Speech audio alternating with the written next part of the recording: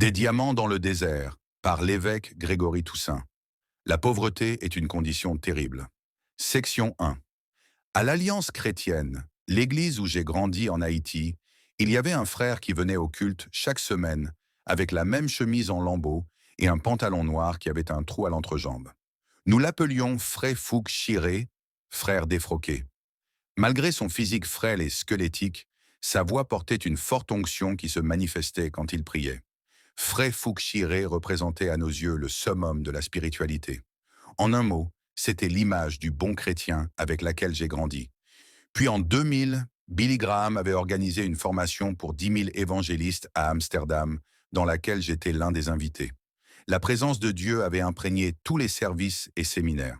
Cependant, quelque chose avait retenu mon attention. En fait, son ministère a couvert toutes nos dépenses. Donc, ils ont payé pour tout, y compris les billets d'avion, l'hôtel, la nourriture, ainsi que le transport. Tout au long de la conférence, une question a résonné dans mon esprit. Comment Billy Graham Evangelistic Ministry arrive-t-il à payer pour tout cela? Il se trouve que l'un des principaux organisateurs de cet événement, un homme du nom de Dan, était une connaissance que j'avais rencontrée quelques semaines auparavant au Texas. Je m'étais arrangé pour déjeuner avec lui après l'événement et lui ai demandé combien a coûté l'événement Amsterdam 2000. Il m'a répondu 60 millions de dollars. À l'entendre, j'étais presque tombé de ma chaise. Je pensais qu'un chrétien ouin devait être comme Frère Fouque Chiré. Mais Billy Graham m'a présenté un modèle différent. Quand je suis sorti du restaurant, je me suis posé cette question. Le Dieu des Blancs est-il le même que le Dieu des Noirs? Le Dieu de Billy est-il le même que le Dieu de Grégory? Cette question m'a taraudé pendant des mois. Puis un jour, alors que j'étudiais l'Écriture, je suis tombé ma réponse. Qu'il te soit fait selon ta foi. Matthieu 9, 29. Si vous croyez que vous devez être pauvre pour servir Dieu, vous vivrez dans la pauvreté. Si vous croyez que vous pouvez être prospère et servir Dieu, vous vivrez dans la prospérité. Comme nous le verrons plus loin, l'idée que vous devez être pauvre pour être un bon chrétien n'est pas fondée sur la parole de Dieu. Mais d'où vient-il? Cette fausse perception qui lie la spiritualité avec la pauvreté remonte au Moyen-Âge. À cette époque, pour être moine de l'Église catholique, il fallait faire vœu de pauvreté, puisque les paroissiens considéraient ces prêtres comme les personnes les plus spirituelles de leur société. Ils en sont venus à croire que la pauvreté était connectée à la spiritualité. Du catholicisme, cette idée s'est frayé un chemin dans le protestantisme, pour finalement atterrir dans les églises évangéliques.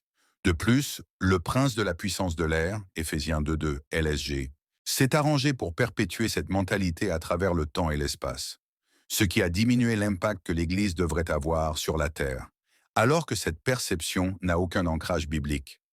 Voyons ce que l'Écriture nous enseigne sur la pauvreté. Vivre une vie de manque. La pauvreté est l'absence de tout ce qui rend la vie d'un homme heureuse et confortable. Le confort a un prix. Si vous ne pouvez pas le payer, vous ne pouvez pas l'avoir. En ce sens, la parole de Dieu affirme: on fait des repas pour se divertir, le vin rend la vie joyeuse, et l'argent répond à tout. Et compte 10 à 19 LSG. En fait, nous avons tous le désir inné d'avoir un certain niveau de confort dans la vie. Nous voulons vivre dans une belle maison, manger de la bonne nourriture, envoyer nos enfants dans de bonnes écoles, pour ne citer que cela. Ce désir de confort inné vient du fait que lorsque Dieu nous a créés, il nous a placés dans un lieu de confort. Avant que Dieu ne crée Adam, il a passé 5 jours à planifier son arrivée. Il a créé le soleil, la lune, les étoiles, les rivières, les arbres, les animaux pour lui.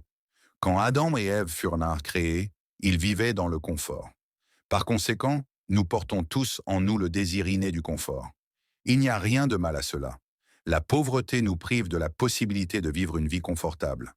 En effet, il y a environ 2,5 milliards de personnes dans le monde qui vivent dans l'extrême pauvreté, ce qui signifie moins de 2 dollars par jour. Ces gens ne pourront jamais s'offrir le confort qu'ils souhaiteraient avoir dans la vie. Vivre des restes. La pauvreté, c'est ne pas avoir le choix de vivre des restes, des choses de seconde main et rejetées.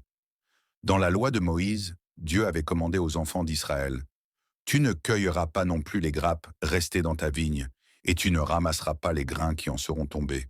Tu abandonneras cela aux pauvres et à l'étranger. Je suis l'Éternel, votre Dieu, Lev 1910 Sinonach, de 24-21, LSG. Vivre des restes, c'est mieux que rien du tout. Par contre, c'est un coup porté à la dignité humaine. Ce n'est pas bien de ne jamais pouvoir se permettre d'acheter une marque de chaussures neuve ou de toujours acheter des voitures qui tombent en panne au milieu de la route. Je me rappelle quand ma femme et moi avions commencé le ministère pastoral, nous avions acheté une voiture pour 1 500 $. C'était juste pour aller du point A au point B. Quand on démarrait la voiture, une fumée noire dégageait de l'échappement. Nous avions dû attendre que tout le monde parte pour pouvoir rentrer à la maison. Vivre dans des pires quartiers, la pauvreté signifie que vous ne pouvez pas choisir où vous voulez vivre. La parole de Dieu déclare, « La richesse procure un grand nombre d'amis, mais le pauvre est séparé de son ami. » Proverbe 19.4 LSG. Lorsque vous êtes pauvre, vous êtes souvent condamné à vivre dans les pires quartiers de la société et vous êtes également séparé de la société en général. Vous finissez par devoir vivre dans les quartiers délabrés de la ville, les bidonvilles, les ghettos, ou même les abris du gouvernement. Vivre une vie d'irrespect. La pauvreté signifie vivre une vie de mendicité. Puisque vous ne pouvez pas subvenir à vos besoins, vous devez toujours demander de l'aide aux autres. Le pauvre parle en suppliant et le riche répond avec dureté, dit la Bible. Proverbe 18-23 LSG. Lorsque vous devez aller demander de l'aide, vous vous sentez gêné. Vous avez du mal à décider quel pied mettre devant pour aller leur parler. Pour empirer les choses, ceux à qui vous demandez peuvent finir par vous répondre durement. Vivre une vie de reject. La pauvreté signifie que vous vivez avec l'affront d'être rejeté. Salomon dit « Tous les frères des pauvres le haïssent, de combien plus ses amis s'éloignent de lui. Il peut les poursuivre avec des mots, mais il l'abandonne. » Proverbs 19, 7 LSG. Lorsque vous êtes pauvre, vous avez tendance à être une source d'ennui pour les gens. Soit vous êtes toujours en train de demander, soit chaque fois que les gens vous voient, ils se sentent si mal qu'ils ont l'impression qu'ils doivent vous donner quelque chose.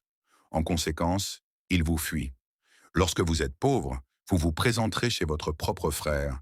Il ouvrira la porte à moitié, vous regardera par l'ouverture et vous demandera « Que veux-tu » Quand vous êtes pauvre, vos amis qui ont grandi avec vous passeront devant vous dans la rue et feront comme s'ils ne vous avaient jamais vu, parce que te reconnaître en compagnie de leurs collègues est une honte pour eux. Vivre une vie d'esclave. La pauvreté signifie perdre sa liberté. Même si l'esclavage a pris fin il y a longtemps, vous vivez toujours comme un esclave. Le riche domine sur les pauvres, et celui qui emprunte est l'esclave de celui qui prête. Proverbe 22, 7 LSG. Lorsque vous êtes pauvre, vous devez souvent emprunter aux autres. À la suite de quoi, celui duquel vous empruntez devient votre patron. Lorsque vous devez de l'argent, vous êtes bien au restaurant avec vos amis et votre créancier se montre et vous conseille de prendre un deuxième emploi afin que vous puissiez payer votre dette. Les personnes qui ont une dette envers leurs voisins craignent parfois de sortir de chez elles pour éviter d'entrer en contact avec leurs créanciers. Vivre une vie d'injustice. La pauvreté signifie être victime d'injustice et d'oppression. Le Seigneur dit « Ne dépouillez pas les pauvres parce qu'il est pauvre. N'oppressez pas les affligés à la porte. » Proverbe 22-22 LSG. Si le Seigneur dit de ne pas voler les pauvres, cela signifie que les pauvres sont souvent volés. Quand on est pauvre, il faut souvent travailler dans les pires conditions. Même lorsque vos droits sont violés, vous ne pouvez pas faire grand-chose car vous ne pouvez pas vous permettre d'engager un avocat. De plus, vous ne pouvez pas vous permettre de perdre votre emploi, même si c'est terrible. En ce sens, il y avait une sœur dans notre église qui travaillait dans un supermarché à Little Haiti. Elle desservait la communauté afro-américaine, la communauté cubaine et la communauté haïtienne, parce qu'elle parlait couramment l'anglais, l'espagnol et le créole haïtien. Pourtant, elle a dit qu'elle travaillait de longues heures à cet endroit depuis 25 ans et qu'elle ne recevait jamais d'augmentation. Quand elle a protesté, le patron a simplement dit « Si vous n'aimez pas le salaire, partez ». Elle a dû se taire immédiatement, car elle ne voulait pas perdre son emploi. Vivre une vie d'évasion. Être pauvre, c'est vivre une vie d'évasion. En d'autres termes, vous êtes toujours à la recherche de moyens pour éviter de regarder directement la réalité de votre vie. Qu'il boive et oublie sa pauvreté et qu'il ne se souvienne plus de ses peines. Proverbe 31, 7, LSG. Les gens boivent souvent pour oublier leurs problèmes. D'autres fument, jouent, se droguent, passent leur journée dans un club de striptease ou regardent la télévision. Ils feront tout ce qui éloignera leur esprit de cette réalité de leur vie. Vivre une vie sans impact. La pauvreté signifie vivre une vie sans impact, sans laisser d'héritage. Il s'y trouvait un homme pauvre et sage qui sauva la ville par sa sagesse. Et personne ne s'est souvenu de cet homme pauvre. Ecclésiaste 9.15 LSG. Les riches ont une voix, même s'ils n'ont rien à dire. Les pauvres n'ont pas de voix, même s'ils ont beaucoup à dire. Instrument de destruction. La pauvreté est un puissant instrument de destruction entre les mains de Satan. Certaines personnes sont détruites simplement parce qu'elles sont pauvres. La parole déclare: la fortune est pour le riche une ville forte. La ruine des misérables, c'est leur pauvreté. Proverbe 10.15 LSG. Une fois, notre église à Port-au-Prince s'est rendue à l'hôpital général d'Haïti. Ma femme a vu un garçon qui allait mourir. Quand elle a posé des questions sur sa situation, le médecin l'a informé que ce jeune homme s'était cassé la jambe et avait souffert en conséquence d'une embolie pulmonaire. L'hôpital n'avait pas l'équipement approprié pour le soigner. Ses parents n'avaient pas suffisamment de moyens pour le transférer dans un meilleur hôpital. Nous avons donc pris en charge le garçon et l'avons transféré dans un autre hôpital. En quelques semaines, il est sorti de l'hôpital et a repris sa vie normale. Ce garçon pouvait être traité, mais il aurait pu mourir à cause de la pauvreté. Beaucoup de vies sont détruites parce qu'elles n'ont pas la protection que l'argent peut offrir à un homme en cas de malheureux. Qu'il te soit fait selon ta foi. Matthieu 9.29. Si vous croyez que vous devez être pauvre pour servir Dieu, vous vivrez dans la pauvreté. Si vous croyez que vous pouvez être prospère et servir Dieu, vous vivrez dans la prospérité. Nous avons tous le désir inné d'avoir un certain niveau de confort dans la vie. Ce désir de confort inné vient du fait que lorsque Dieu nous a créés, il nous a placés dans un lieu de confort. Avant que Dieu ne crée Adam, il a passé 5 jours à planifier son arrivée. La pauvreté signifie que vous vivez avec l'affront d'être rejeté. La pauvreté signifie perdre sa liberté. La pauvreté est un puissant instrument de destruction entre les mains de Satan. Chapitre 2. La pauvreté est une mentalité accablante. La pauvreté est une condition terrible, perpétuée par une mentalité accablante. Cependant, derrière cette mentalité, il y a des pouvoirs démoniaques à l'œuvre. C'est ce qu'on appelle une malédiction. La paresse. La paresse est une cause majeure de pauvreté. Lorsque vous ne prenez pas vos responsabilités dans la vie, vous resterez dans la pauvreté si vous y êtes déjà, ou vous y tomberez si vous n'y êtes pas. Une personne paresseuse finira toujours par être en dessous dans la vie. La main des personnes actives dominera, tandis que la main nonchalante sera astreinte à la corvée. Une personne paresseuse finira par faire les pires emplois de la vie parce qu'elle ne veut pas payer le prix pour sortir de sa situation. Le succès a un prix spirituel, vous devez prier. Il a un prix émotif, vous devez être persévérant. Il a un prix relationnel, vous devez vous séparer d'un ami toxique. Il a un prix intellectuel, vous devez accroître vos connaissances par l'apprentissage. Une personne paresseuse n'est jamais prête à payer ce prix et finit donc par échouer dans la vie. L'amour du sommeil. L'amour du sommeil est l'une des plus grandes caractéristiques d'une personne paresseuse. La parole dit: la paresse fait tomber dans un profond sommeil, et l'homme nonchalant connaîtra la fin. Proverbe 19.15 SG 21. N'aime pas le sommeil, tu risquerais de t'appauvrir. Garde les yeux ouverts, et tu seras rassasié de pain. Proverbe 20.13 LSG. Le sage dit: j'ai passé près du champ d'un paresseux, et près de la vigne d'un homme dépourvu de sens. Et voici, les épines y croissaient partout, les ronces en couvraient la face, et le mur de pierre était écroulé. J'ai regardé attentivement, et j'ai tiré instruction de ce que j'ai vu. Un peu de sommeil, un peu d'assoupissement, un peu croiser les mains pour dormir. Et la pauvreté te surprendra comme un rôdeur, et la disette comme un homme en armes. Proverbe 24, 30-34 LSG. Si c'est une habitude saine de dormir en moyenne 7 ou 8 heures par jour, quand vous dormez plus que cela, c'est un problème. Coupez une partie de ce sommeil et faites quelque chose de productif. Le plaisir.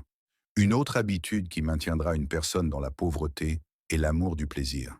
La parole déclare: celui qui aime la joie reste dans l'indigence. Celui qui aime le vin et l'huile ne s'enrichit pas. Proverbe 21, 17. Si vous aimez vous asseoir sur votre canapé et regarder la télévision toute la journée, vous serez pauvre. Si vous passez 3 heures sur Facebook, juste pour le plaisir, vous serez pauvre. Si vous aimez vous tenir près de la machine à café et discuter pendant que vous travaillez, vous serez pauvre. Brian Tracy dit que pour réussir dans la vie, il faut que vous travaillez tout le temps que vous êtes au travail. Si vous êtes quelqu'un qui travaillait dur toute la semaine et que lorsque vous recevez le chèque, vous vous rendez au club de striptease, vous le dépensez en bière et femmes nues, vous mourrez pauvre. Excuse. Un autre coupable de la pauvreté est l'art de trouver des excuses. Certaines personnes souffrent d'une maladie appelée excusite. Ils ont une excuse pour tout, aussi ridicule que cela puisse être. L'homme paresseux dit « Il y a un lion sur la route. Un lion féroce est dans les rues. » Proverbe 26:13 NKJ. Au lieu de se regarder en face, les gens trouvent souvent toutes sortes d'excuses pour expliquer la pauvreté. Voici quelques-uns des plus courants. Miłość, manque d'éducation. Certains disent quand qu'ils sont pauvres parce qu'ils n'ont pas eu la chance de recevoir une bonne éducation. Cependant, il existe toutes sortes d'écoles où une personne diligente peut aller. Il existe des écoles du matin, du soir, du week-end et même des écoles en ligne. Vous pouvez obtenir une formation universitaire sans jamais quitter votre domicile. Le pasteur Hashimolowo note avec justesse « Un homme de 40 ans qui n'avait qu'un niveau d'éducation primaire a décidé de s'éduquer lui-même. Il ne lui aurait fallu que 13 ans pour avoir un doctorat dans n'importe quel domaine choisi. » 2. Manque de contact. D'autres imputent leur pauvreté au manque de contact. Ils nous rappellent l'histoire de l'homme estropié depuis 38 ans que Jésus a rencontré au bord de la piscine. Le Seigneur lui a dit s'il veut être guéri. Il a dit « Seigneur, je n'ai personne pour me jeter dans la piscine quand l'eau est agitée, et pendant que j'y vais, un autre descend avant moi. » Jean 5,7 LSG. C'était une excuse. Il a dit qu'il n'avait personne. Mais Jésus se tenait devant lui pour lui demander s'il voulait être guéri. Beaucoup ont entendu parler de la théorie des 6 degrés de séparation. L'idée fondamentale que tout le monde peut être connecté à n'importe qui d'autre sur Terre à travers une chaîne de connaissances de plus de 5 intermédiaires. Si Dieu veut que vous rencontriez quelqu'un qui est censé prendre votre destin, c'est beaucoup plus simple que vous ne le pensez. Le monde est plus petit que vous ne le pensez. 3. Manque de temps. Bien sûr, l'excuse favorite de nombreuses personnes qui ne parviennent pas à assumer leurs responsabilités dans la vie est qu'elles n'ont pas le temps. Pourtant, nous disposons tous de 24 heures dans une journée. Certaines personnes n'accomplissent absolument rien avec leur temps, alors que d'autres font des merveilles. Ce sur quoi nous devons nous concentrer, ce n'est pas le temps dont nous disposons, mais l'utilisation judicieuse de ce temps. 4. Sentiment d'ayant droit. Une autre caractéristique de la pauvreté est le sentiment d'ayant droit. C'est l'idée que quelqu'un me doit quelque chose. Dieu me doit quelque chose parce qu'il m'a créé. Mes parents me doivent quelque chose parce qu'ils m'ont donné naissance. Mon frère me doit quelque chose parce qu'il a un meilleur emploi. Le gouvernement me doit quelque chose parce que je suis un citoyen. L'Église me doit quelque chose parce que je suis un membre. Maintenant, voici une question. Que devez-vous à vous-même? Lorsque nous traversons la vie en pensant que quelqu'un nous doit quelque chose, nous prenons la clé de notre vie et la remettons à quelqu'un d'autre. Celui qui porte cette responsabilité a le pouvoir. Lorsque vous transmettez votre responsabilité à quelqu'un d'autre, vous vous rendez impuissant. Vous devez vous dire chaque jour, quoi qu'il me faille pour réussir, c'est à moi de le faire. La première étape consiste à faire ce que vous devez faire pour y arriver. N'oubliez jamais, un voyage de 1000 km commence par un seul pas. La paresse est une cause majeure de pauvreté. Le succès a un prix spirituel. Vous devez prier. Il a un prix émotif. Vous devez être persévérant. Il a un prix relationnel. Vous devez vous séparer d'un ami toxique. Il a un prix intellectuel. Vous devez accroître vos connaissances par l'apprentissage. La pauvreté est une oppression démoniaque. La pauvreté est une condition terrible perpétuée par une mentalité paralysante. Cependant, derrière cette mentalité, il y a des puissances démoniaques à l'œuvre. C'est ce qu'on appelle une malédiction. La pauvreté est appelée une malédiction. Dans le livre de Malachie, alors que le Seigneur réprimandait le peuple par le prophète, il a dit « Vous êtes frappés par la malédiction. Pour vous, je menacerai celui qui dévore, et il ne vous détruira pas les fruits de la terre, et la vigne ne sera pas stérile dans vos campagnes, dit l'Éternel des armées. Malachie 3, 9, 11. En d'autres termes, les Juifs post-exiliques avaient une malédiction qui opérait dans leur vie. La manière dont cela se manifestait était dans la destruction du fruit de la terre et de la vigne qui était stérile. En d'autres termes, ils travaillaient beaucoup mais récoltaient peu. Les malédictions sont exécutées par des esprits démoniaques. Maintenant, regardons de près la nature d'une malédiction. Une malédiction est le malheur qui survient sur une personne à la suite d'une opération démoniaque. 1. Goliath a maudit David par ses dièx. Quand Goliath était sur le point de se battre contre David, même s'il savait qu'il était beaucoup plus fort que le jeune enfant, il n'avait pas essayé de le combattre seul. Avant de l'affronter, il a essayé d'utiliser le pouvoir de certaines forces surnaturelles. L'historien rapporte que le Philistin dit à David « Suis-je un chien pour que tu viennes à moi avec des bâtons ?» Et après l'avoir maudit par ses dieux, il ajouta « Viens vers moi, et je donnerai ta chair aux oiseaux du ciel et aux bêtes des champs. » 1 Samuel 17, 43, 2. Gaal a maudit Abimelech par ses dièx. Nous voyons également une phrase similaire répétée lorsque Gaal de Sichem était prêt à se battre contre son roi Abimelech. Il a pris une bande de rebelles avec lui. Ensuite, le chroniqueur rapporte qu'ils entrèrent dans la maison de leur Dieu, ils mangèrent et burent, et ils maudirent Abimelech. Juge 9:27. Remarquez où les bandes d'insurgés allèrent prononcer leur malédiction contre Abimelech, dans la maison de leur Dieu. Les malheurs n'étaient pas considérés comme des événements fortuits dans l'Ancien Testament. Troisième, ces dieux sont des démons. L'apôtre Paul précise clairement dans sa lettre aux Corinthiens que les dieux de l'Ancien Testament, qui étaient l'instrument des malédictions, étaient en fait des démons. Il écrit « Je dis que ce qu'on sacrifie, on le sacrifie à des démons, et non à Dieu. Or, je ne veux pas que vous soyez en communion avec les démons. » 1 Corinthiens. Debajkarunis minute. En résumé, bibliquement, le Seigneur appelle la pauvreté une malédiction qui s'opère par l'entremise d'un Dieu ou d'un esprit démoniaque. Jean a vu l'esprit de pauvreté. L'apôtre Jean, dans sa grande vision apocalyptique, a vu l'esprit de pauvreté. Il écrit « Quand il ouvrit le troisième sceau, j'entendis le troisième être vivant qui disait « Viens ».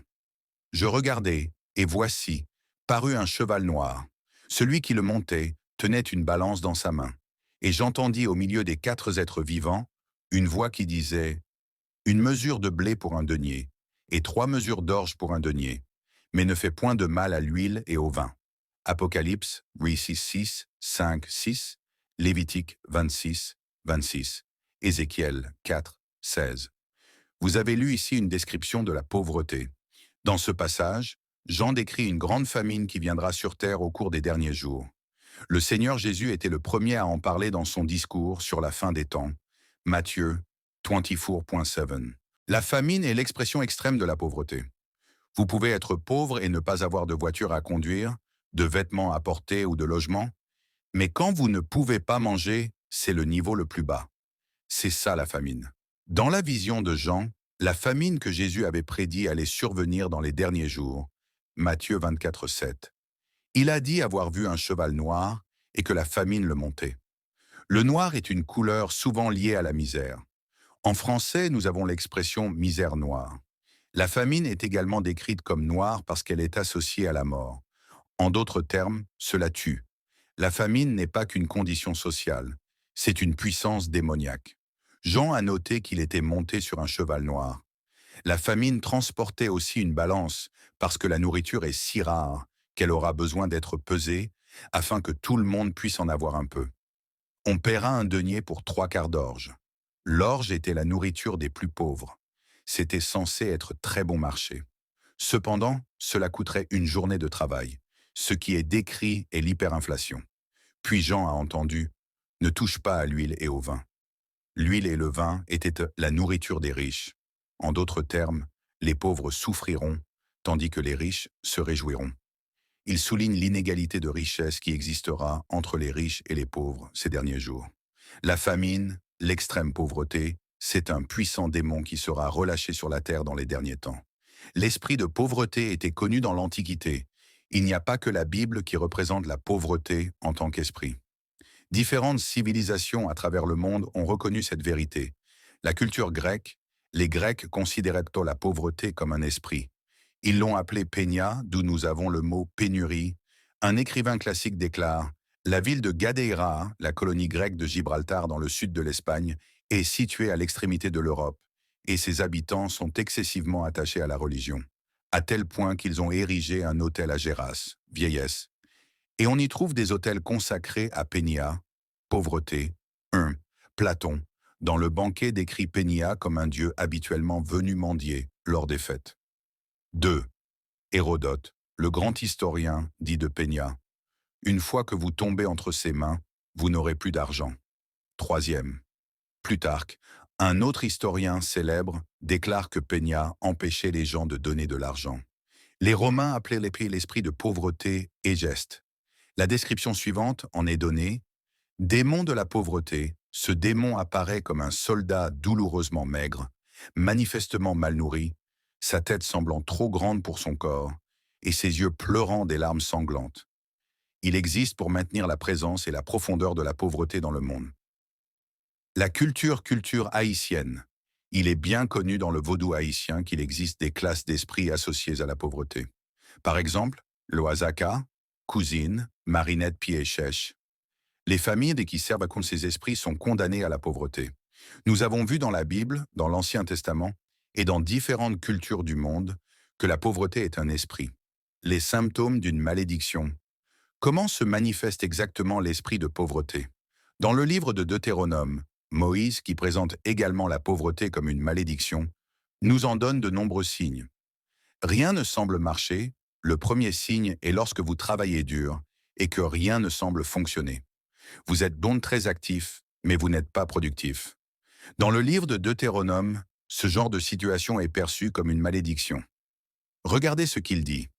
L'Éternel enverra contre toi la malédiction, le trouble et la menace, au milieu de toutes les entreprises que tu feras, jusqu'à ce que tu sois détruit, jusqu'à ce que tu périsses promptement, à cause de la méchanceté de tes actions, qui t'aura porté à m'abandonner. Deutéronome 28:20. Il y a des gens qui, peu importe ce qu'ils entreprennent, échouent. Un de vos amis est béni dans le secteur de l'immobilier. Mais dès que vous vous y lancez, cela ne fonctionne pas. Tous vos proches sont bénis dans le secteur de l'assurance, mais dès que vous vous y mettez, cela ne marche pas pour vous. Vous avez décidé d'ouvrir un restaurant dans le quartier. Le restaurant de tout le monde prospère, sauf le vôtre. Vous devez faire attention aux signes. Cela signifie que le travail de vos mains est bloqué. Ne pas pouvoir voir les œuvres de sa main est un signe de malédiction financière et vous devez vous y opposer. Vous ne pouvez pas retenir le fruit de votre travail. Un autre signe de malédiction est lorsque vous travaillez dur, vous êtes en mesure de voir les fruits de votre travail, mais vous ne pouvez pas les retenir. Regardez ce que dit le livre de Deutéronome. Tu transporteras sur ton champ beaucoup de semences, et tu feras une faible récolte, car les sauterelles la dévoreront. Deutéronome 28, 38. La sauterelle ici est typique de ceux qui ont de l'argent entre les mains. Ils ont un gros chèque chaque semaine ou deux ou chaque mois. Mais à la fin du mois, ils ne peuvent pas dire par où l'argent est allé. Ce sont les gens qui, chaque année, voient que leur impôt sur le revenu leur filait entre les doigts. Vous regardez les autres avancer. Un autre signe de malédiction est lorsque des personnes moins qualifiées que vous semblent vous devancer. Regardez ce que dit la parole. L'étranger qui sera au milieu de toi s'élèvera toujours plus au-dessus de toi, et toi, tu descendras toujours plus bas. Deutéronome 28, 43. Vous êtes né aux États-Unis, ou vous êtes venu dans le pays dès votre plus jeune âge. Vous n'êtes pas un immigrant illégal. Vous avez tous vos papiers. Vous n'avez aucun problème à vous exprimer en anglais, mais vous ne pouvez pas terminer l'université. Vous ne pouvez pas trouver un travail. Vous ne pouvez pas avancer financièrement. Alors que ceux qui sont venus au pays sans aucun de ces privilèges sont tous diplômés de l'université, décrochent de bons emplois, achètent des maisons et envoient leurs enfants à des écoles prestigieuses. Mais vous restez sur le bord de la route, toujours en attente. Vous devez faire attention à ces choses. Peut-être est-ce le signe d'une malédiction opérant dans votre vie. Vous empruntez toujours. C'est une malédiction quand vous devez emprunter pour vivre. Je ne parle pas ici d'emprunter auprès d'une banque, par exemple, pour acheter une maison. Cela serait considéré comme une bonne dette. Mais nous parlons des types de dettes et d'emprunts que vous devez faire afin de maintenir votre vie quotidienne. Il te prêtera et tu ne lui prêteras pas. Il sera la tête et tu seras la queue. Deutéronome 28:44. Lorsque vous voyez ce phénomène se produire dans votre vie, vous devez vous y opposer, parce que c'est une manifestation de l'esprit de pauvreté. J'avais un ami qui travaillait à Manhattan et se faisait 100 000 dollars par année. Néanmoins, toutes les 2 semaines, il devait emprunter 20 dollars pour répondre à ses besoins. C'est une manifestation de l'esprit de pauvreté. Brisez-la. Peur du lendemain. La dernière manifestation de l'esprit de pauvreté est la peur du lendemain. Regardez ce que dit Deutéronome 28:66. Ta vie sera comme en suspens devant toi, tu trembleras la nuit et le jour, tu douteras de ton existence. Deutéronome 28:66. Une des façons dont la peur de demain se manifeste est dans la façon dont on donne. Ceux qui ont peur du lendemain ne sont jamais de grands donateurs, peu importe combien ils ont. Mon expérience personnelle avec l'esprit de pauvreté, il y a quelques années, Pat et moi avions décidé d'acheter notre première maison. Nous avions économisé pendant longtemps. Nous avions préparé tous nos crédits. Nous avions un bon revenu. Et la maison que nous voulions acheter, nous l'habitions déjà. Nous avions pensé que, dans quelques mois, nous aurions conclu l'affaire et la maison serait achetée. Alors que nous avions commencé à rassembler nos papiers pour acheter la maison, ma femme a eu un rêve. Elle a vu quelqu'un venir à elle et lui demander « Depuis quand les pasteurs achètent-ils des maisons ?» Elle s'est réveillée le matin et m'a dit que nous devions prier pour cette situation parce que l'ennemi se tenait contre notre plan. Franchement, j'étais tellement confiant quant à notre situation financière que je pensais que ce rêve était dû à la pizza qu'elle avait mangée la veille. Je n'ai pas vraiment prié pour cela. Ensuite, nous avions commencé à travailler sur le projet. Mais 1 mois a passé, puis 2, puis 3, puis 4, puis 1 an, puis 1 an et 2 mois. À ce moment-là, je me suis rendu compte que l'achat de cette maison était une guerre spirituelle. Je me suis donc lancé dans un jeûne de 21 jours avant Pâques. Le dernier jour du jeûne, j'ai eu un rêve. J'ai vu que je suis entré dans ma maison, celle que je voulais acheter, et j'ai dit « dehors ». Au même instant, j'ai vu des centaines de rats courir dans toutes les directions. Dans les 3 jours qui ont suivi, l'affaire était conclue. Le Seigneur appelle la pauvreté une malédiction qui s'opère par l'entremise d'un Dieu ou d'un esprit démoniaque. La famine n'est pas qu'une condition sociale, c'est une puissance démoniaque. Christ est venu briser la malédiction. Si la pauvreté est une malédiction, la bonne nouvelle est que le Christ est venu pour briser la malédiction sur nos vies. Écoutez ce que dit la parole de Dieu.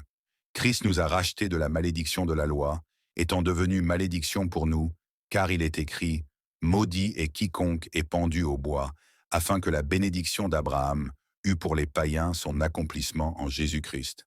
Galates 3:13-14. Le fait est que, lorsque Jésus-Christ est mort sur la croix du Calvaire, il a fait provision afin de briser la malédiction de la pauvreté sur nos vies. Christ est devenu pauvre. Jésus est né dans une étable, l'endroit le plus humble où un bébé pourrait naître. Il a grandi dans une famille pauvre. Lors de sa présentation au temple, ses parents ont offert une colombe, qui était l'offrande des pauvres. Il ne possédait également rien. Quand quelqu'un a demandé à le suivre, il a dit que « Les renards ont des tanières et les oiseaux du ciel ont des nids, mais le Fils de l'homme n'a pas où reposer sa tête. » Matthieu 8:20. En d'autres termes, Jésus n'avait pas de maison à lui. J'entends souvent des gens dire que Jésus-Christ est le né pauvre et est mort pauvre. Par conséquent, un bon croyant doit être pauvre. Ces gens comprennent au mal la pauvreté de Jésus-Christ. Regardez ce que la parole dit à ce sujet. « Car vous connaissez la grâce de notre Seigneur Jésus-Christ, qui pour vous s'est fait pauvre, de riche qu'il était, afin que par sa pauvreté vous fussiez enrichis. » 2 Corinthiens 8:9. Jésus n'est pas devenu pauvre afin que nous soyons pauvres. Jésus est devenu pauvre afin qu'il puisse nous sortir de l'état de pauvreté. Regardez ce que Paul dit quelques chapitres plus haut. Celui qui n'a point connu le péché, il l'a fait devenir péché pour nous, afin que nous devenions en lui justice de Dieu. 2 Corinthiens 5:20 et 1. Une personne qui établit ce genre d'argument ne serait pas différente de celle qui dirait « Eh bien, Jésus-Christ, sur la croix du Calvaire, a été fait péché pour nous. Nous sommes donc justifiés de vivre dans le péché. » Sachez que la raison pour laquelle il est devenu péché était de briser le pouvoir du péché sur toute vie. De même, la raison pour laquelle il est devenu pauvre était de pouvoir briser le pouvoir de la pauvreté sur nos vies. La transformation d'Almolonga. Almolonga était un village d'extrême pauvreté dans les années 1970. La sorcellerie, l'idolâtrie et l'occultisme y étaient des pratiques courantes. Les habitants adoraient une idole en bois appelée San Simon ou Santa Muerte, l'esprit de la mort. La violence y était extrêmement élevée. Même si la population était alors inférieure à 18 000 habitants, il devait avoir de nombreuses prisons. C'était un endroit dangereux où aller. La violence domestique était également un gros problème. Une jeune femme a raconté que lorsqu'elle cuisinait, si le mari n'aimait pas la nourriture, il la battait et la jetait hors de la maison. La terre était stérile. Les montagnes qui l'entouraient ressemblaient à des déserts brûlés par la chaleur. Un jour, des gangsters ont attrapé un pasteur qui avait une église dans cette ville du nom de Mariano. Ils ont mis le canon d'un pistolet dans sa bouche. Dans son cœur, il a prié pour une intervention divine. Lorsqu'on a appuyé sur la gâchette, le pistolet n'a pas tiré. Enhardi par cette expérience, Mariano se rendit dans sa petite église et les appela à la prière. Il leur a dit « La parole dit que nous sommes la tête et non la queue. Nous ne pouvons pas être dans ce village et ne pas avoir d'impact. » Ils ont commencé à organiser des services de prière et des croisades. Les hommes du village, pour la plupart alcooliques, ont commencé à donner leur vie à Jésus. L'Évangile a restauré leur famille. Beaucoup de gens connaissent la guérison et la délivrance. Les églises ont commencé à grandir. La violence a constamment diminué et en 1994, les autorités locales ont décidé de fermer la dernière prison qui restait en ville. Il n'y avait plus personne à arrêter. L'aspect le plus étonnant de cette transformation était la terre. Soudain, les déserts montagneux ont commencé à fleurir. La terre est devenue fertile et a commencé à produire des fruits et légumes de grosse taille en très grande quantité. Une carotte dans cet endroit est plus grosse qu'un bras humain. Les agriculteurs avaient l'habitude de récolter tous les 4 mois. Maintenant, c'était tous les 28 jours. Ils exportaient auparavant 4 camions de légumes par mois. Maintenant, ils exportent 43 camions par semaine. Des scientifiques de différentes parties du monde ont pris l'avion pour étudier les techniques des agriculteurs d'Almolonga. Lorsque le leur a demandé leur secret, ils ont obtenu une réponse inattendue. Jésus, Jérémie dit, « Les idoles ont dévoré le produit du travail de nos pères. » Jérémie 3,24. Cependant, lorsque Jésus vient, non seulement il nous donne l'espoir pour l'éternité, mais il transforme notre pauvreté en prospérité. Dans ce livre, nous allons apprendre comment. Lorsque Jésus-Christ est mort sur la croix du Calvaire, il a fait provision afin de briser la malédiction de la pauvreté sur nos vies. Car vous connaissez la grâce de notre Seigneur Jésus-Christ, qui pour vous s'est fait pauvre, de riche qu'il était, afin que par sa pauvreté vous fussiez enrichis. 2 Corinthiens 8-9. Application. Vous savez maintenant que la pauvreté n'est pas ce que Dieu veut pour ses enfants. Qu'envisagez-vous de faire différemment pour améliorer vos conditions de vie? Nous avons vu différents aspects qui prouvent que la pauvreté nous maintient en esclavage. Prions pour que Dieu nous ouvre des portes que personne ne peut fermer. Pour réussir, vous devez arrêter de vous trouver toutes sortes d'excuses. Prenez la décision de prendre votre vie en main à partir de maintenant. La réussite a un prix spirituel, émotionnel, relationnel et intellectuel. Écrivez ce que vous allez faire maintenant pour réussir en ce qui concerne chacun de ces coups et commencez à y travailler dès maintenant. Selon la parole de Dieu, la pauvreté est une malédiction qui se manifeste par des esprits démoniaques. Vous devez prier pour briser cette malédiction dans votre vie. L'esprit de pauvreté se manifeste par différents symptômes. Si vous en avez trouvé dans votre vie, commencez par les chasser au nom de Jésus.